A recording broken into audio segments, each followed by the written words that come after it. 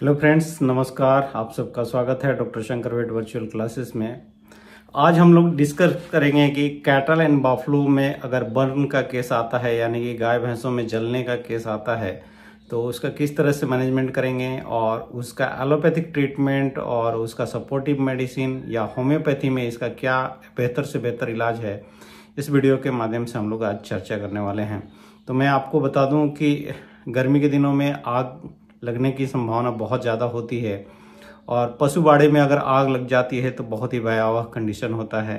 कई पशुओं की मौत भी हो जाती है जल करके, और कुछ पशु जो बच जाते हैं उनका हम लोगों को इलाज करना रहता है।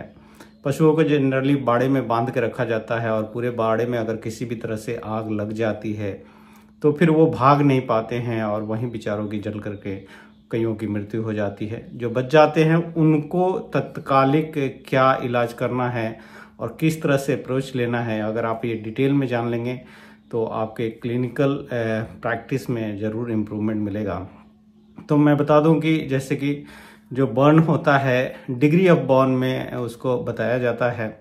ये दो तरह से है कि कितना डीप जला है और कितना बॉडी का सरफेस एरिया जो है वो जला है, उस पे हम लोगों को कंसंट्रेट करना चाहिए। डीप बर्न बहुत ज़्यादा हार्मफुल नहीं है अगर छोटे से एरिया में जला है तो, लेकिन बहुत ज़्यादा बॉडी एरिया और सुपरफिशियल भी बर्न है तो वो उसमें जानवर की जो है वो मृत्यु हो सकती है अगर एरिया ज़्यादा जला है तो कितना गहरा जला है ये ज़्यादा इम्पोर्टेंट नहीं है, कितना ज़्यादा बॉडी का पार्ट जला है ये ज़्यादा इम्पोर्टेंट होता है और फिर उसको आपको मैनेज करना होता है। तो अगर बर्न है तो आपको हिस्ट्री होगी कि आग लगी है या जला है और पशु आपके पास प्रेजेंट किया जाएगा तो डेफिनेटली अगर आप देखेंगे तो डिग्री ऑफ बर्न सुपरफिशियल अगर लेयर जला है, कम मात्रा में जला है, तो आप लोकल ट्रीटमेंट करते हैं। तो लोकल में अगर आपको ट्रीटमेंट करना है तो ऐसा माना जाता है, अगर मान लीजिए कि छोटी जगह पे जल गया है तो वहाँ पे आप ट्रीटमेंट के लिए क्या लेंगे, या पूरा शरीर जल गया है तो उसमें सिस्टेमिक साइंस भी आते हैं, सिस्टेमिक अल्ट्रेशन होता है, तो उसको किस तरह से मैनेज करेंगे हम लोग यहाँ पे डिटेल में डिस्कस करेंगे। तो सबसे पहले हम बात कर लेते हैं कि अगर लोकली कोई जानवर जला है, एक पार्टिकुलर एरिया पे जल गया है, बाकी के उसकी सारी चीज़ें ठीक हैं, उसमें सिस्टेमिक साइंस नहीं है, तो उसको आपको लोकल मैनेजमेंट करना होता है। लोकल में आप जो बेस्ट वे है वहाँ पे सिल्वर का जो ऑइंटमेंट आते हैं उनका इस्तेमाल किया जाता है, बर्न के लिए बेस्ट माने जाते हैं सिल्वर ऑइंटमेंट्स, या आप एक्रीफ्लेविन का इस्तेमाल कर सकते हैं। एक्रीफ्लेविन के जो कॉम्बिनेशन वाले भी आते हैं जिसमें सेट्रीमाइड रहता है, उसको आप वहाँ पे इस्तेमाल कर सकते हैं। बेंजाकोनियम का भी कोई स्प्रे है जिसमें लोकल एनेस्थेटिक है तो वो थोड़ा पेन को रिलीफ कर देता है, तो उसके कॉम्बिनेशन को आप बर्न में इस्तेमाल कर सकते हैं। अगर बहुत ज़्यादा एरिया जल गया है, बहुत सीवियर बर्न हुआ है, जैसा कि इस केस को आप देख पा रहे हैं कि यहाँ पे जो काऊ है बिल्कुल जली हुई है, इसके हर बॉडी पार्ट का मैक्सिमम पार्ट जो है वो जल गया है, तो यहाँ पे आपको सिस्टेमिक अप्रोच भी लेना पड़ेगा। क्योंकि एरिया जब ज़्यादा जल जाता है तो वहाँ पे परफ्यूजन, बर्न एरिया की तरफ परफ्यूजन बढ़ जाता है, यानी कि ब्लड परफ्यूजन बढ़ जाते हैं, ब्लड कैपिलरीज भी डैमेज हो जाती हैं, तो वहाँ से फ्लूइड और इलेक्ट्रोलाइट सीप आउट होता है, यानी कि उज आउट होता है, हमेशा वहाँ से पानी टपकते रहता है, आप कह लीजिए सिंपल भाषा में।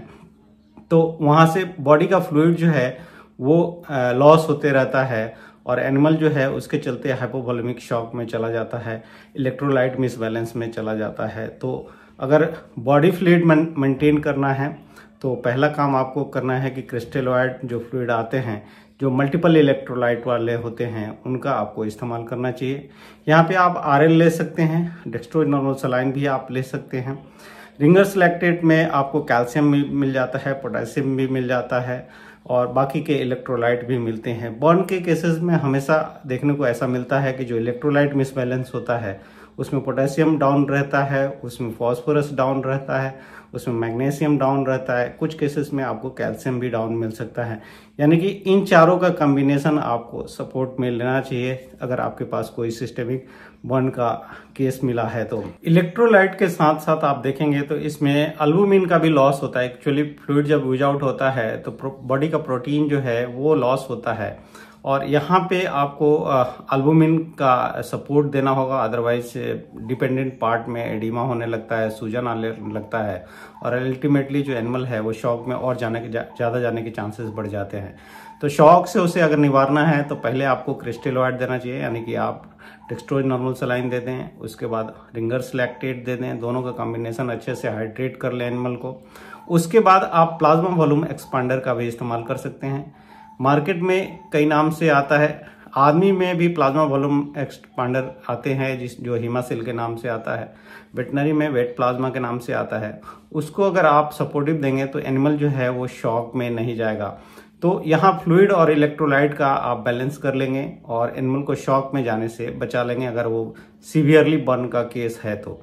इसी तरह से अगर दूसरा पार्ट देखा जाए तो एनिमल को बहुत ज़्यादा पेन होता है, तो दर्द निवारक जो दवाएं आती हैं आप चाहें तो नेसाइड्स का भी इस्तेमाल कर सकते हैं। नेसाइड्स में आप फ्लूनिक्सिन मैग्लूमेन का इस्तेमाल कर सकते हैं या आप चाहें तो मेलॉक्सिकाम का भी यहाँ पे इस्तेमाल कर सकते हैं। हालांकि इसमें रिकमेंडेड ये है कि आपको ओपियोइड देना चाहिए। ओपियोइड इंडिया में बैन तरह के हैं, उन मिलते नहीं हैं, तो आपको ओपियोइड यहाँ देने के लिए मिलेगा नहीं, लेकिन वो पेन को बहुत जल्दी से मैनेज करता है। अगर दूसरे कंट्री में आप हैं जहाँ पे ओपियोइड्स मिलते हैं तो वहाँ पे आप ओपियोइड का भी इस्तेमाल कर सकते हैं पेन को मैनेज करने के लिए। पेन मैनेज हो गया, उसके बाद इलेक्ट्रोलाइट फ्लूइड मैनेज हो गया, एनिमल शॉक में नहीं जा रहा है। अब सेकेंडरी कॉम्प्लिकेशंस अक्सर बर्न के बाद आते हैं, तो आपको वहाँ पे एंटीबायोटिक लोकल भी देना होगा और सिस्टेमिक भी देना चाहिए। एक्चुअली जब बाड़े में आग लगती है तो जो जानवर है कुछ देर तक स्ट्रगल करता है और गर्म हवा इनहेल करता है, तो उसके सांसों में भी गर्म हवा जाती है, तो उसकी रेस्पिरेटरी और धुआं जाता है, तो उसका रेस्पिरेटरी ट्रैक्ट जो है वो भी डैमेज हो जाता है, उसके लंग्स में भी डैमेज होंगे, उसके ट्रैकिया में भी डैमेज होगा। और ये डिफरेंशियल भी होता है। जब आप लोग वेटनरियन हैं आप जानते हैं कि जब पीएम करना होता है तो पीएम में अगर आपको पता करना हो कि जानवर जलने से पहले मरा था या मरने के बाद जला है, तो उसको पहचानने का सबसे सही तरीका ये होता है कि आप उसकी रेस्पिरेटरी ट्रैक्ट में अगर स्मोक देखते हैं, धुआं देखते हैं या जला हुआ रेस्पिरेटरी ट्रैक्ट देखते हैं, तो ये इंडिकेट करता है कि जब आग लगी थी उससे पहले जो जानवर था वो जिंदा था। तो रेस्पिरेटरी ट्रैक्ट को भी आपको मैनेज करना होगा, उसके टिश्यू को हील कराना होगा।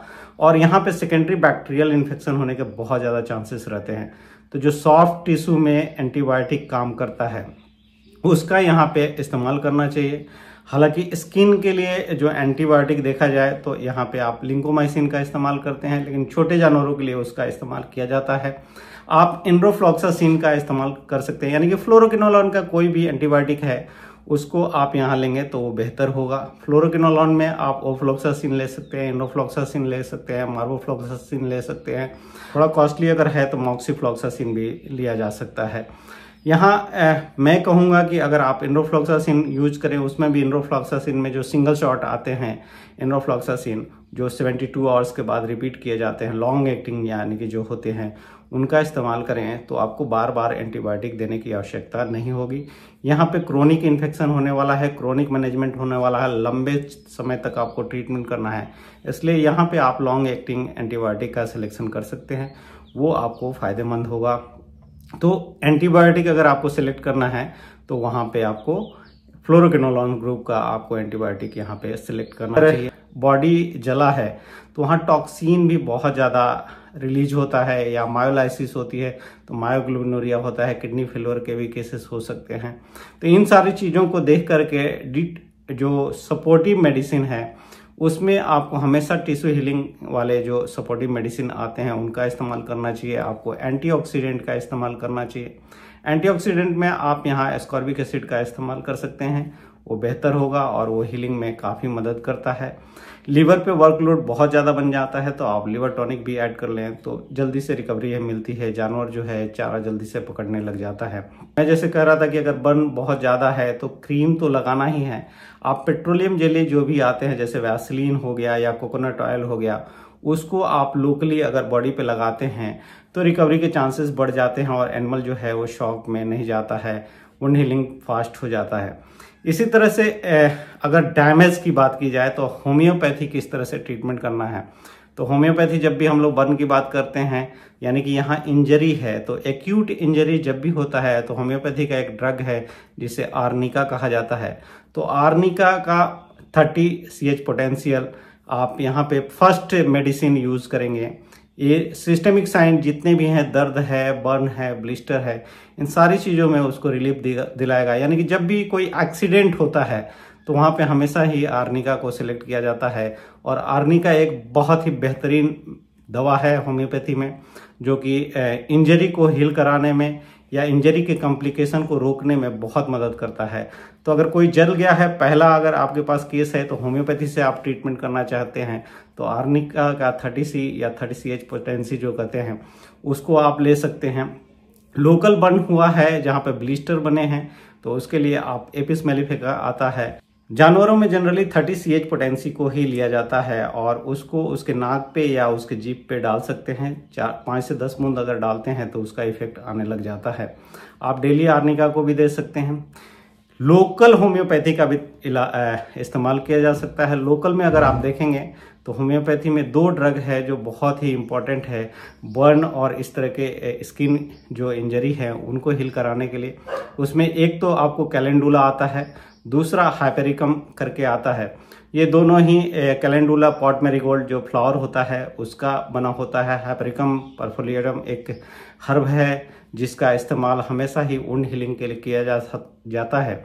तो इनका जो मदर टिंचर है उसको आप डायरेक्टली कैलेंडुला का और हाइपेरिकम का दोनों का मदर टिंचर आप 30 ml लगभग वाटर में 5 से 10 ड्रॉप्स मिक्स करके उसको आप अगर लोकली उस पे लगाते हैं वुंड पे, तो फिर उसमें काफ़ी तेज़ी के साथ इम्प्रूवमेंट देखने को मिलता है। तो कैलेंडुला और हाइपेरिकम दोनों का आप लोकल इस्तेमाल भी होम्योपैथी का कर सकते हैं और ये आपके केस को जल्दी से जल्दी हील होने में मदद करेगा। तो दोस्तों मुझे लगता है कि ये वीडियो जो मेरा है आप लोगों को ज़रूर एडुकेट करेगा और आपके क्लिनिकल प्रैक्टिस को इम्प्रूव करने में मदद करेगा। इसी तरह से मेरे साथ बने रहिए। अभी तक अगर मेरे चैनल को आपने सब्सक्राइब नहीं किया है तो सब्सक्राइब करें, अपने दोस्तों के साथ शेयर करें और अपने ज्ञान को, वेटनरी प्रैक्टिस को हमेशा इम्प्रूव करते रहें। बहुत बहुत धन्यवाद। नमस्कार।